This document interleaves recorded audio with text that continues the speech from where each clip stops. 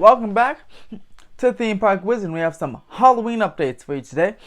Halloween Horror Nights has been canceled in Orlando and Hollywood, as we kind of expected, because in Hollywood they're putting up the tents, and they paused and started taking them down.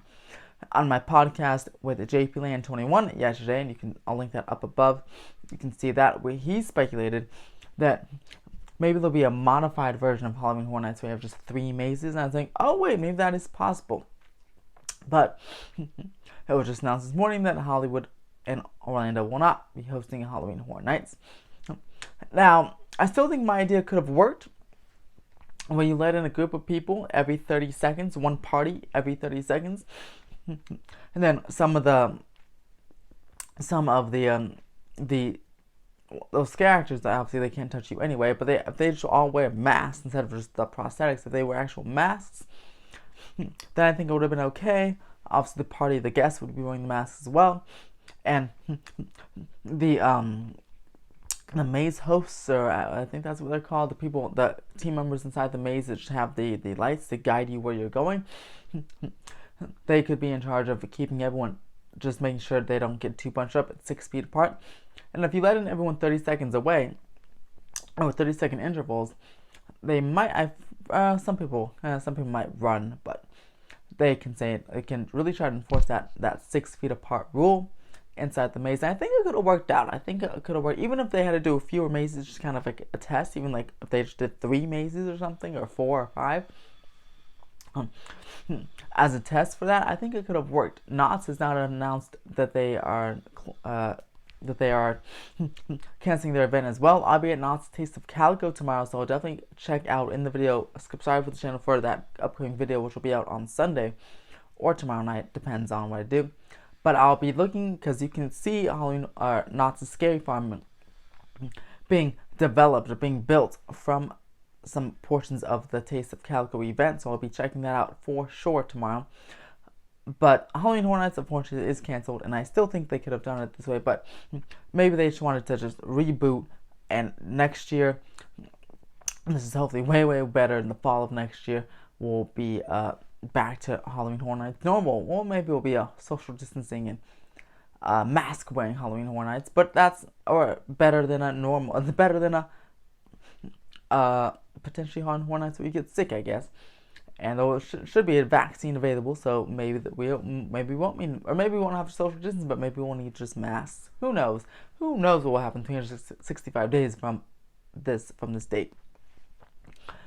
But as Disney never likes to go first, it seems like, as soon as Universal announced their cancellation, Disneyland announced their cancellation of Oogie Boogie Bash. Of course, the Mickey's Halloween Party has been already canceled in the Magic Kingdom, and Oogie Boogie Bash has just been announced right after Halloween Horror Nights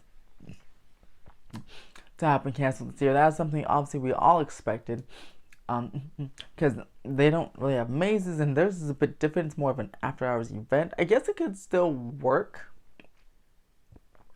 It could still work with the social distancing and masks, but also for Disney, for California Adventure, they have a lot more children there, smaller children than Halloween Horror Nights. And of course, I don't think the children would be so immersed and happy wearing a mask at their Halloween party. So I think it definitely is better for Disney to cancel their Halloween party at Oogie Boogie Bash, because again, there's a lot more small children. A big part of it's the World of Color show that they have there. And you can't do that because you have to unless you socially distance the show and greatly limit the capacity. But yeah, since there's a lot of children there, I don't think they would find it so fun with everyone wearing a mask. It'd be actually maybe legitimately scary for them to seeing everyone wearing masks and the costumed characters being the treat trails. You can't take a picture with them. They have to be far apart. Even though. Yeah, I was saying, even though they all have masks, I guess there's still a surface of a whole bunch of kids touching them.